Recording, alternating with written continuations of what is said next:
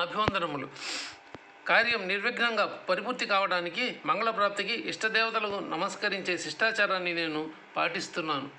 శ్రీ సాయే గజాననుడైన గణపతి. ఈ సాయే పరశువును చేతపట్టుకొని విజ్ఞానం తొలగించేవారు. వీరే స్వయంగా తమ లీలలను వర్ణిస్తారు.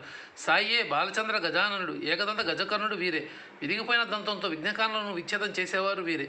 ఓ సర్వమంగళ మంగళ్య లంబోదర గణాధీశ అభేదరూప సాయిదయమయ మమ్మ ఆత్మానంద నిలయానికి తీసుకుని వెళ్ళండి. ఇప్పుడు బ్రహ్మకుమారి చాతుర్లహరి అయిన సరస్వతికి నమస్కారం. ఈమె నా జీవను హంసగా చేసుకుని దానిపై ఆరుడు రాలగుగాక. బ్రహ్మబీడం చేత పట్టుకుని నసర ఎర్రటి కుంకుమరేఖతో ధవళ వస్త్రాలను ధరించిన హంసవాహిని నన్ను కరుణించు. జగన్మాత అయిన ఈ వాగ్దేవత యొక్క అనుగ్రహం లేకపోతే ఈ సారస్వత కథారచన సాధ్యమా? జగజ్జనని వేదమాత విద్యా విభవ గుణసరిత సాయి సమృద్ధిని చరితామృతాన్ని నా ద్వారా అందరికీ పానం చేయించు. సాయే భగవతి, సాయే సరస్వతి భక్తులను ఉద్ధరించడానికి ఓంకార బిండం చేత ధరించి తమ చరితాన్ని తామే గానం చేస్తున్నారు. సృష్టి స్థితి లయకారకులు, సత్వరజ స్తమో గుణాకారులు బ్రహ్మ విష్ణు మహేశ్వరులకు నమస్కారములు.